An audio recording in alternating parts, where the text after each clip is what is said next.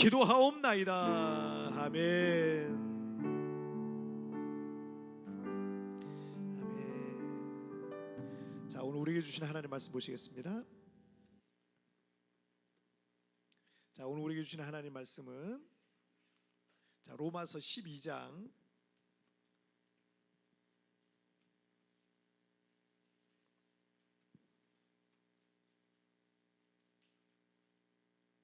로마서 12장 1절과 2절 말씀입니다.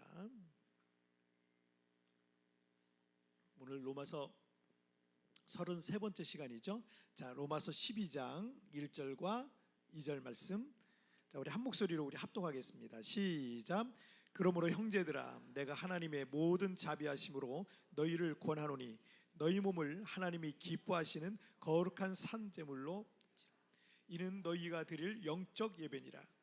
너희는 이 세대를 본받지 말고 오직 마음을 새롭게 함으로 변화를 받아 하나님의 선하시고 기뻐하시고 온전하신 뜻이 무엇인지 분별하도록 하라. 아멘. 자, 오늘 말씀 제목 함께 읽겠습니다. 시작. 우리가 드려야 할 영적 예배. 다시 한번 시작. 우리가 드려야 할 영적 예배. 세계 최고의 부자가 누굴 것 같습니까? 지금 세계 최고의 부자는 일론 머스크라는 사람이에요. 스페이스 X하고 테슬라라는 전기 자동차로 근데 그것뿐만 하는 게 아니에요. 지금 우리 교회에도 한 분이 그 가입해가지고 하신다 그러는데 전 세계 어디나 그 위성으로 인터넷을 주는 그 저기 산골에 사시는 분들도 이게 그 인터넷이 그냥 아주 초고속 인터넷을 받을 수가 있대요. 이제 그런 수천 개의 인공위성을 띄워가지고 그걸 가지고 이제 그 인터넷을 할 수 있도록 해주는 엄청난 기술이죠. 지금 이 회사의 그 인공위성만 아주 수백 개 수천 개가 막 하늘을 지금 돌고 있다는 거예요. 굉장히 놀라운 일입니다. 어쨌든 이 일론 머스크라는 사람은 사람들을 화성에 이주시키겠다라는 원대한 꿈을 가지고 있어요. 근데 여기서 살았으면 좋겠어요. 화성 그 힘든 데 가서 왜 살아야 되는지 모르겠는데 지구가 이제 점점 살기가 어려워진다니까. 지구만한 곳도 없어요. 근데 지구만한 곳이 없어요. 근데 어쨌든 화성에 이주시키고 싶어 해요. 그래서 언젠가는 정말 이분이 꿈꾸는 대로 그 꿈이 이루어지지 않을까 이런 생각도 들어요. 그 우리나라에서 가장 높은 빌딩이 뭐겠어요? 롯데타워죠. 롯데타워. 이 빌딩이 높이가 그러니까 층수가 123층이라 그래요. 그리고 높이가 무려 555m. 555m 엄청나게 높은. 저는 한국 갔을 때 멀리서 이렇게 타고 지나가면서 한번 본 적이 있어요.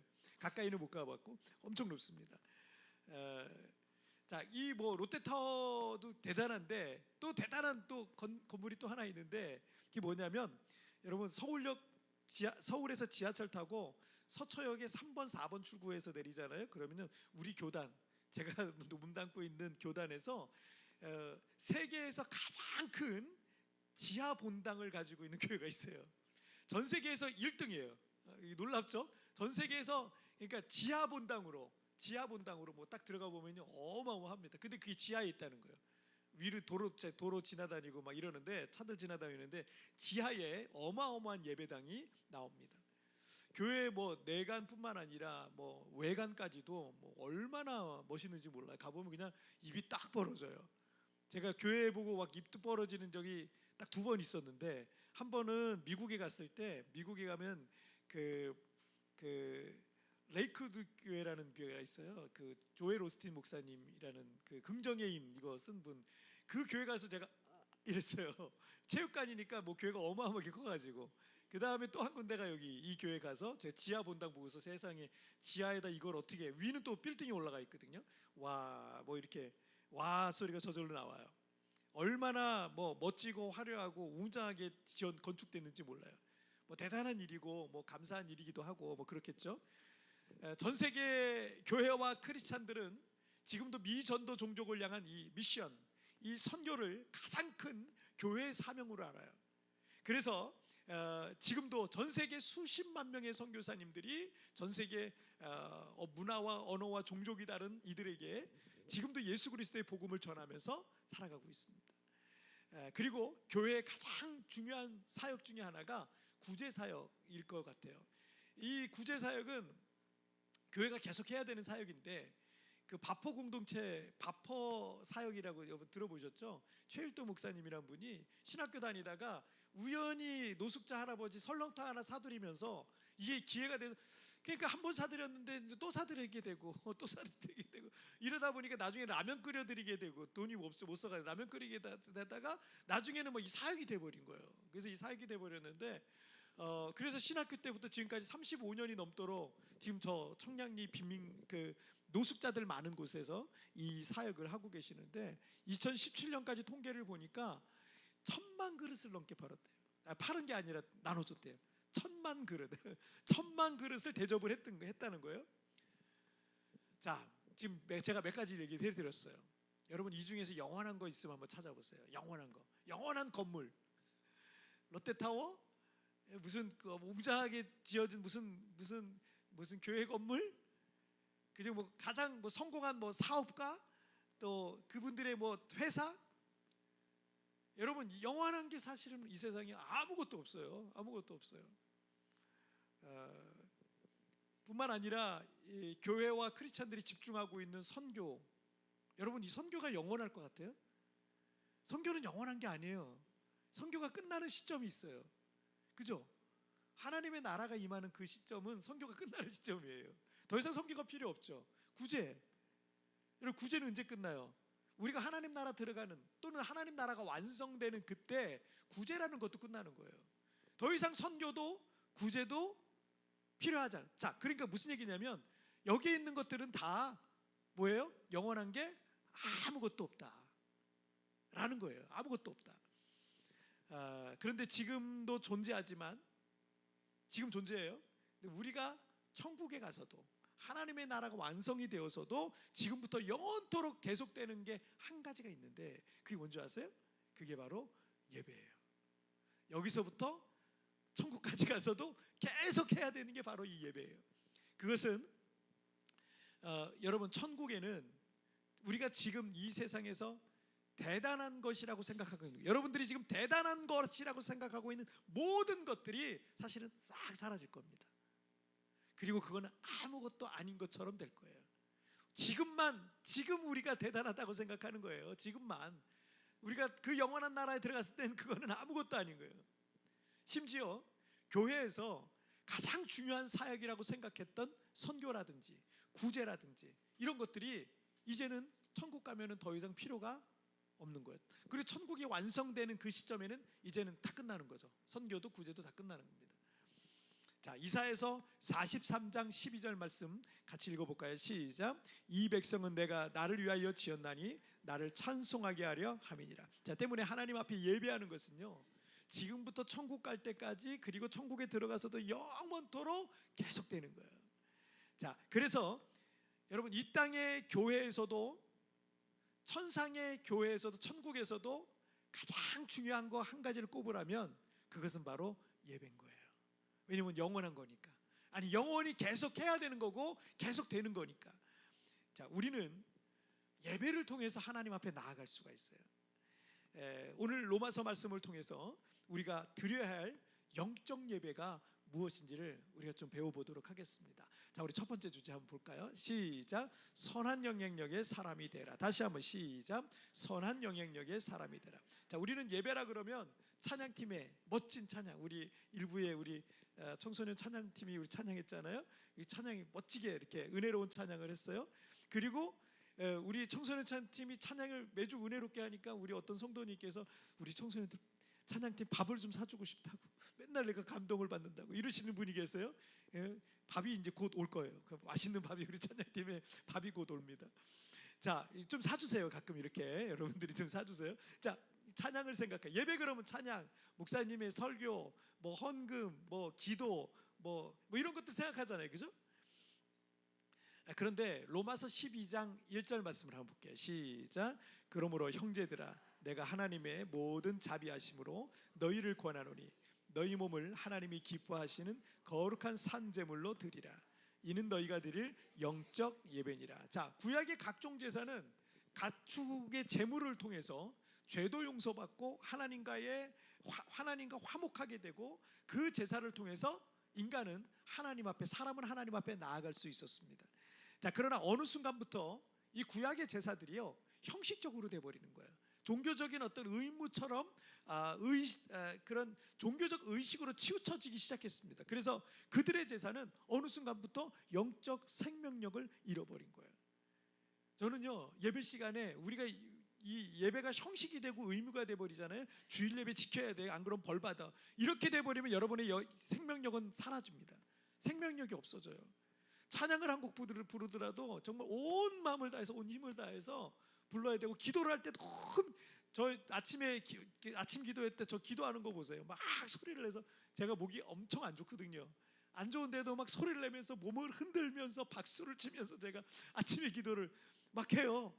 저는요 그냥 대충 하고 싶지 않아요. 왜냐하면 하나님 앞에 우리가 드리는 거는 그렇게 해야 되는 거예요. 온 힘을 다해서, 최선을 다해서 우리가 하나님 앞에 그렇게 살아가는 게 진짜 예배입니다. 자, 그래서 여러분 어느 순간 형식이 되면은 거긴 생명력을 잃어버려요. 그래서 그렇게 하면 안 되는 거예요. 의무처럼 하면 안 돼요. 종교 의식처럼 하면 안 됩니다. 자, 구약의 제사들이, 유대인들의 제사들이 그렇게 변해버린 거죠. 자, 이 구절의 첫 번째 단어가 뭐예요? 그러므로. 그죠? 그러므로.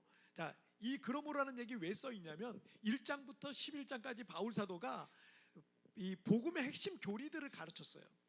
유대인들이 어떻게 구원받으려고 하는지, 또 이방인들은 어떻게 구원받았는지, 이런 내용들을 쭉 설명했습니다. 자, 그리고 그러므로라고 이렇게 말씀하고 있는 거죠. 자, 유대인들은 뭐예요? 선민 의식이 있었어요. 하나님의 선택된 백성으로서 율법적 구원을 강조했습니다. 하나님께서는 예수 그리스도의 이 복음을 믿는 믿음 하나로, 그리고 모든 이방인들을 구원했어요. 자, 1장부터 11장이 그 얘기예요. 유대인들은 계속해서 율법적 구원관을 갖고 있고, 우리는 선민이니까 구원받을 거야 라고 하고 있는데, 하나님께서는 아니다. 그 복음이, 그래서 너희들이 거절했기 때문에 그 복음이 이방인들에게 갔고, 그 이방인들은 오직 예수 그리스도를 믿는 그 믿음 하나로 이방인들을 구원했다 라고 말했어요. 본인도 유대인이면서도 불구하고 하나님의 복음의 핵심을 그렇게 가르쳐 준 거죠. 자, 때문에 우리는 이 복음의 진리 안에서 자유함을 얻게 됐습니다. 그래서 구약의 어떤 제사 형식으로부터도 자유해졌어요. 때문에 우리 기독교의 예배는 어떤 형식을 지나치게 강조하지 않습니다. 오히려 그게 강조하다 보면 종교적으로 흐를 수 있어요. 율법적 구원처럼 종교적으로 흐를 수 있어요. 기독교의 예배는 특별한 형식이 따로 있지 않아요. 예수님께서도 사마리아 여인에게 이렇게 말씀하셨어요. 아버지께 참되게 예배하는 자들은 영과 진리로 예배할 때가 오나니 곧 이때라. 아버지께서는 이렇게 자기에게 예배하는 자를 찾으시느니라 라고 말씀하셨어요. 뭐요? 이거 해라 저거 해라가 아니에요. 영과 진리로 하나님 앞에 나아가는 자들을 하나님이 찾으신다. 자, 그러므로 구원받은 사람들은 이제 어떤 제사, 어떤 예배를 드려야 되겠습니까? 자, 1절에서 뭐예요? 그러므로 라고 말씀하시면서 뭐라고 말씀하고 있어요? 그러므로 너희 몸을 하나님이 기뻐하시는 거룩한 산 제물로 드리라. 이것이 너희가 드릴 영적 예배니라 라고 말씀하고 있습니다. 그러니까 이제 복음을 믿음으로 구원받은 사람들은 어떤 형식과 의식에 매여서 형식적인, 의무적인, 생명력이 없는 그런 제사를 드리지 않습니다. 하지만 구약의 제사의 정신은 오늘날 우리가 드리는 예배에도 동일하게 살아있어요. 구약의 예배의 정신. 구약의 예배의 정신이 뭐예요? 구약의 제사가 뭐예요? 구약의 제사. 구약의 제사는요, 여러분 가축의 제물로 드리는 거잖아요. 가축의 제물. 자, 그런데 여기서 이제는 우리의 몸을 하나님 앞에 산 제물로 드린다. 자, 이 구약의 정신과 같은 거예요. 구약에는 가축의 제물로 드렸지만 지금은 어떻게 해요? 우리를 산 제물로 드린다라는 게 바뀐 겁니다. 그런데 여러분, 제물이 뭐예요? 제물은 죽여야 돼요. 그리고 몸을 칼로 각을 떠서 번제단 위에 그 가축을 다 태우는 게 그게 제물이에요. 번제였어요. 그렇다고 여러분, 우리 자신이 지금 실제로 우리가 죽으면 그냥 거기서 끝나는 거죠. 그 매 주마다, 주일마다 사람들이 죽어나가는 이거 무슨 그런 교회는 없어지죠. 그런 교회는 존재할 수가 없어요. 그런데 여기에 뭐라고 돼 있어요? 산 제물, 살아있는 제물이에요. 살아있는 제물. 자, 우리가 이렇게 살아있지만 하나님께 이미 나를 제물로 드렸으니까 나는 죽고 내 안에 나는 죽고 예수로만 사는 자가 된 거예요. 나는 죽고 예수로 사는 자. 내 자아가 죽는 거예요. 그게 산재물이에요. 내 자아가 죽는 거예요. 또 내 욕심을 죽이는 거예요. 내 죄를 죽이고 내 성질을 죽이고 내 이기심을 죽이고 이처럼 나의 모든 욕심과 죄들을 죽이고 살아가는 것이 하나님 앞에 살아있는 제물, 산 제물로서의 삶인 겁니다. 바로 그것이 우리가 하나님께 드릴 영적 예배다 라고 말씀하고 있습니다. 자, 2절 말씀을 한번 보실까요? 시작. 너희는 이 세대를 본받지 말고 오직 마음을 새롭게 함으로 변화를 받아 하나님의 선하시고 기뻐하시고 온전하신 뜻이 무엇인지 분별하도록 하라. 자신을 하나님께 산제물로 드린 사람의 삶은 너희는 이 세대를 본받지 말고의 삶을 살아가기 시작하는 거예요. 제물이란 것은 죽어야 제물이잖아요. 우리가 산 제물로서의 삶을 사는 것은 내 자아가 죽고 세속적 욕심 같은 것들이 살아있잖아요. 그건 제물로서의 삶을 사는 것이 아닌 거예요. 그 사람은 아직 받쳐진 게 아니에요. 제물은 받쳐져야죠. 제물은 죽어야죠. 자기가 자아가 죽어야죠. 우리가 드려야 될 영적 예배는 어떤 형식과 의식이 아니라 너희는 이 세대를 본받지 말라라는 거예요. 이 세대를 본받지 말라. 과거 제가 처음 교회 다닐 때 1980년대 후반이에요. 1980년대 그 후반만 하더라도 세상 사람들 생각에는요, 교회 다니는 사람은 착해, 예수 믿는 사람은 정직해, 크리스찬은 믿을 수 있어. 제가 1980년대 교회 다닐 때만 해도 그런 생각이 많았어요. 저도 그래서 교회 다녔고요. 그런 인식이 있었단 말이에요. 때문에 교회가 그 당시에 크게 부흥했습니다. 1980년대 교회가 엄청 부흥했어요. 그냥 교회 문만 열어놔도 교회가 막 성장했어요. 그 막 여기저기 큰 교회 건축이 막 진행이 되고 막 이랬어요. 그러다 보니까 이 동네 장사하는 사람들 다 교회 나와요. 사업하는 사람도 나와요. 정치인도 막 때만 되면 다 교회로 몰려와요. 군인도 나와요. 선생님도 나와요. 의사도 나와요. 예수 믿어보려고 하는 사람들이 정말 많았어요. 관심 있는 사람이 정말 많았어요. 그러니까 세상이 교회를 모델로 삼고 닮으려고 했던 거예요. 세상이. 우리 교회에서 전도잔치 같은 거 하면 저도 막 19살, 20살 그 1980년대 그때 제가 확 돌아다니면서 전도를 했어요. 그래서 그 전도잔치 때 제가 51명을 전도했어요. 51명을 데리고 왔어요. 교회 그날 당일 하루만. 지금도 좀 그랬으면 좋겠어요. 그럼 51명이 금방 꽉 채우는데. 정말 그때는 그냥 교회 좀 오세 그러 왔어요. 진짜. 안 오는 사람도 있었지만 그만큼 교회에 대해서 사람들이 좋은 이미지를 갖고 있었단 말이에요. 그런데 지금은 어때요? 안타깝게도 슬프게도 교회와 크리스찬들이 이 세대를 본받아서 세속적 욕심이 너무 커요. 과시욕이 있어요. 교회도 과시욕이 있어서 교회도 그냥 의리의리하게 져줘야 되고 교회도 뭔가 화려해야 되고 이런 걸 자꾸 집중하는 것 같아요. 이기심과 거짓말을 교회 다니는 사람들이 아무렇지도 않게 갖고 있어요. 심지어 교회 안에 사기꾼도 있어요. 그런 교회가 무슨 세상을 변화시킬 수 있겠습니까? 그렇게 방탕하고 타락한 이 세대를 따라서 똑같이 죄짓고 사는데 교회가 세상에 무슨 선한 영향력을 끼칠 수 있겠습니까? 한국 사회에서 왜 교회가 영향력을 잃어버리고 도리어 손가락질을 받고 욕을 먹고 있겠습니까? 교회가 돈을 너무 좋아하는 거예요. 목사가 돈을 너무 좋아하는 거예요. 성도들이 돈을 너무 좋아하고 세상 사람들하고 똑같아서 하나도 구분이 안 가는 거예요. 여러분들의 남편들 중에 불신자들이 계실 텐데 그 중에 어떤 분들은 교회 다니면 참 열심히 다닐 만큼 인격적으로 훌륭한 분들도 계실 거예요. 그런데 왜 교회를 불신하고 목사들을 불신하고 또 크리스천들을 불신하겠습니까? 다른 거 없어요. 주변에 그런 변질된 가짜 교인들을 너무 많이 봤어요. 가짜 목사들을 너무 많이 봤어요. 미디어들을 통해서 또 가짜 목사들을 너무 많이 봤어요. 그러니까 교회 다닐 마음이 없는 거예요. 안 생기는 거예요. 그런데 내가 왜 나가? 그리고 자기 아내마저 교회 나가다가 잘못될까 봐 교회 너무 열심히 나가지 말라고. 교회 내가 당신 살아가니까 당신 교회 나가는 건 방해는 못 하겠지만 주일날만 나가고 다른 날 나가지 말라고. 미치면 안 된다고. 뭐 이렇게 얘기를 하는 거예요. 며칠 전에 우리 교회 그 드라이버가 퇴근을 하고 제가 이제 운전을 해야 될 일이 있었는데 운전을 하는데 교통경찰한테 붙잡혀서 제가 벌금 티켓을 끊었어요. 엄청 오랜만에 뛰어봤어요. 뛰었는데 끊어봤는데 여기 세부 도로가 너무 좁잖아요. 좌회전할 때도 없고 좌회전 어디 표시도 별로 없어요. 좌회전할 때도 없고 유턴할 때도 없고 뭐 찾기가 어려우니까 중앙선 같은 게 있어도 이게 그냥 이 교통경찰들과 필리핀 이 시민들 사이에선 아마 이게 그냥 암묵적으로 그냥 다 허용이 돼 있는 거예요. 그냥 좌회전해도 돼. 뭐 이렇게 허용이 다 돼 있단 말이에요.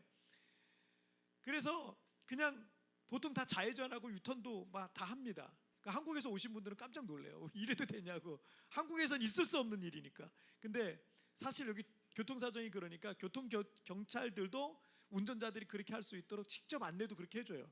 안내도 해주고 웬만한 곳에서는 교통경찰들이 다 허용합니다. 웬만한 곳에서는.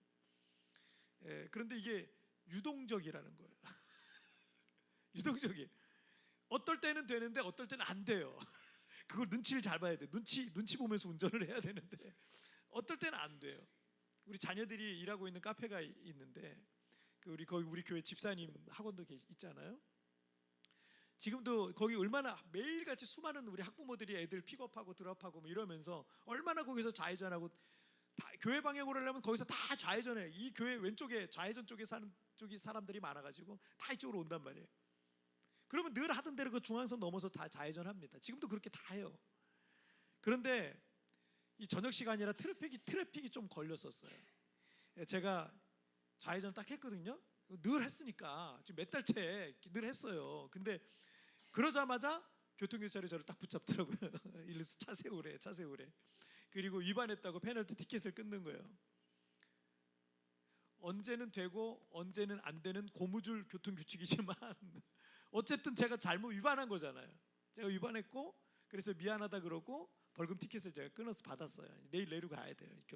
경찰서 같은 데 가서 내야 돼요. 다음날 제가 우리 교회 드라이버도 거기서 좌회전하는 일이 많이 있거든요. 많이 그렇게 해요. 그러니까 그거 이제 그러다가 또 끊을까봐 제가 이제 거기 이제 앞으로는 좌회전하지 말아야 된다.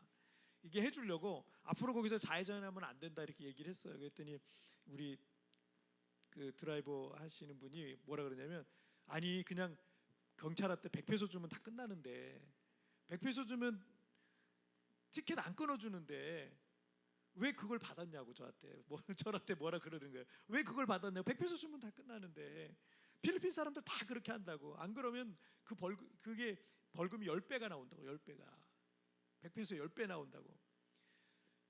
제가 왜 그걸 몰랐겠어요. 알죠. 그런데 제가 그 오카노 목사님한테 지도자 교육을 받은 적이 있었는데 오카노 목사님께서 이런 말씀을 하셨어요. 목사를 가장 가까이에서 지켜보는 교회 운전기사나 관리 집사님한테 인정받는 목사가 진짜 목사다 이랬어요. 그만큼 목사의 삶과 모습을 통해서 사람들은 복음을 듣기보다는 복음을 보기를 원하는 거예요. 이게 복음이구나. 이게 하나님의 사람이구나. 이런 사람들이 믿음을 갖고 있는 사람이구나. 이거 보기를 원하는 거예요. 듣는 거 크게 의미가 없는 거예요. 제가 우리 교회 기사의 말을 듣고 제 마음속에 이런 생각을 했어요. 내가 앞으로 더 잘해야 되겠다. 필리핀 사람들이 한국 목사가 어떻게 하는지를 그렇게 얘기는 했지만 지켜보고 있는 거거든요. 지켜보고 있다. 더 조심하고 더 조심해야겠다. 제가 그런 마음의 결심을 다시 한번 하게 됐어요. 여러분, 우리가 드려야 될 영적 예배는 이 세대를 본받지 말고 도리어 세상의 선한 영향력의 사람으로 그리고 삶으로 복음을 보여주며 사는 것이 그것이 진짜 예배다. 그것이 영적인 예배다라고 말씀하시고 있는 겁니다. 자, 우리 두 번째 주제 보실까요? 함께 읽겠습니다. 시작. 바르고 좋은 마음으로 살라. 다시 한번 시작. 바르고 좋은 마음으로 살라. 자, 우리가 드려야 될 영적 예배는 경건하고 거룩해 보이는 어떤 종교적인 의식과 형식을 말하는 게 아니에요. 우리가 드려야 될 영적 예배 두 번째는 바르고 좋은 마음으로 사는 것 자체가 예배다. 그게 영적 예배다. 이 또한 우리 그리스도인들의 삶에 관한 부분을 말하고 있죠. 자, 다시 한번 2절 말씀을 읽어볼게요. 시작. 너희는 이 세대를 본받지 말고 오직 마음을 새롭게 함으로 변화를 받아 하나님의 선하시고 기뻐하시고 온전하신 뜻이 무엇인지 분별하도록 하라. 자, 우리는 계속해서 삶으로 예배해야 되는데 첫 번째는 뭐예요? 이 세대를 본받지 말고, 두 번째는 뭐예요? 오직 마음을 새롭게 함으로 변화를 받아야 하는 거. 이게 두 번째다. 자, 이걸 풀어서 말하자면 바르고 좋은 마음으로 사는 거예요. 여러분, 우리가 삶을 살아갈 때 착한 사람으로 살아야 돼요. 바르고 좋은 마음으로 살아야 돼요. 자, 우리가 예수 믿기 전에 삐뚤어진 마음을 갖고 있었고, 잘못된 마음, 바르지 않은 마음을 갖고 있었고, 잘못된 가치와 생각과 태도를 갖고 있었는데 예수님을 믿었어요. 그런데 아무런 변화가 없다. 교회를 다닌 지 1년이 됐는데 2년이 됐는데 아무런 변화가 없다. 그러면 그 사람 제대로 신앙생활을 안 하고 있는 거예요. 그런 상태로 교회에서 예배를 매주 드린다고 해도 하나님께서 그분의 예배를 받으시겠냐 이거죠. 우리가 예수님을 믿는다는 것은 다만 그의 존재만을 인정하고 믿는 것을 말하지 않아요. 예수님의 존재에 대해서 지금 교회 다니지 않는 불신자들 중에서도 역사적 사실로 예수라는 존재가 있었다는 것을 역사적 사실로 받아들이는 사람도 많습니다. 자, 그리고 예수님을 믿는다는 것을 그분의 능력과 구원을 신뢰하고 의지하고 있다는 것만을 말하지도 않아요. 세상에 여러 우상과 타종교를 갖고 있는 사람들도 그들이 믿는 신을 통해서 구원받고 또 도움을 받을 것을 의지하고 굳게 믿고 있거든요. 자, 이런 것이 없다는 건 아니지만 예수님의 존재에 대해서 믿는 거, 그리고 그분의 도움에 대해서 믿는 거, 이게 없다는 게 아니지만 우리가 예수님을 믿는다는 것은 그 핵심이 뭐냐면 예수님을 나의 주인으로 모시는 거예요. 이게 핵심이에요. 예수님을 믿는다. 여러분, 예수님을 믿는다라는 거는 여러분 주인이 바뀌는 거예요. 주인이 바뀌는 거. 물론 예수님의 존재를 믿는 것도 필요하고 예수님의 도움과 구원을 믿는 것도 필요합니다. 하지만 우리가 예수님을 믿으면서 일어나는 특별한 변화가 있다면 그건 내 인생의 주인이 바뀝니다. 전에는 내 생각대로, 내 욕심대로, 내 계획대로 살아왔다면 이제는 그걸 다 내려놓고 하나님께서 원하시는 대로 내가 삶을 살아가기 시작하는 거예요. 이게 예수 믿는 거예요. 주인이 바뀌었으니까 내 뜻대로 안 하는 거예요. 누가복음 5장 5절 말씀에서 시몬이 대답하여 이르되 선생님, 우리들이 밤이 새도록 수고하였으되 잡은 것이 없지만 말씀에 의지하여 내가 그물을 내리리이다 라고 말했어요. 예수님께서 시몬 베드로를 만났던 초창기에 있었던 일이었습니다. 베드로는 예수님이 좋은 분이라고 생각했고 그분의 설교 말씀을도 좋아했어요. 이른 아침에 예수님께서 갈릴리 바닷가의 그 해변에서 설교하셨을 때 그날도 베드로의 마음에 깊은 감동이 있었어요. 밤새도록 그물을 던지면서 고기를 잡으려고 했지만 아무것도 못 잡았잖아요. 못 잡았는데 그리고 이제 그 그물을 씻고 이제 집에 들어가서 잠잘 생각을 하고 있는 거예요. 근데 예수님의 설교를 이 아침에 들은 거예요. 일하다가. 여기서 근데 뭐라고 부르고 있어요? 선생님이라고. 예수님을 선생님이라고 부르고 있어요. 예수님을 정말 좋아했어요. 예수님의 설교도 정말 좋아했어요. 근데 선생님이라고 부르고 있는 거예요. 그런데 예수님의 말씀대로 깊은 데로 가서 그물을 던졌더니 밤새 헛수고했던 베드로의 그물이 찢어질 정도로, 그래서 2배에 가득 채워질 정도로 고기가 많이 잡힌 사건이 있었습니다. 평생을 어부로 살아왔던 이 베드로의 생각과 경험과 판단으로는 지난밤에 한 마리도 잡지 못해서 빈 그물로 돌아왔다는 것은 그날은 안 되는 날인 거예요. 그런 날은 아무리 해도 안 된다라는 것을 여러 번 경험해서 너무나 잘 알고 있었기 때문에 이미 베드로는 마음에 이게 뭐가 안 좋은가 보다. 그래서 오늘은 안 되는 날인가 보다. 그래서 그물 씻고 있는 거예요. 그래서 그런 이미 마음에 포기하고 있었던 겁니다. 그리고 예수님은 평생을 몫으로 살아온 분이잖아요. 아무리 예수님께서 지혜로운 분이라 할지라도 물고기 잡는 분야에서만큼은 베드로의 판단과 경험과 지식과 이런 생각들이 분명 베드로의 생각이 맞을 거예요.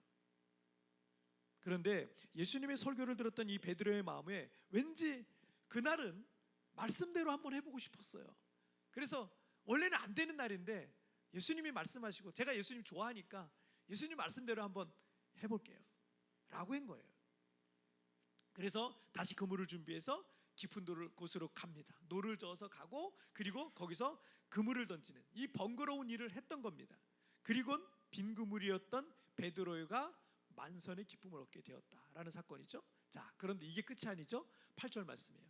시작. 시몬 베드로가 이를 보고 예수의 무릎 아래 엎드려 이르되 주여 나를 떠나소서 나는 죄인이로소이다 하니. 자, 아까 5절에서는 베드로가 분명 예수님 뭐라 그랬어요? 선생님이라 그랬잖아요. 근데 여기서 뭐라 그래요?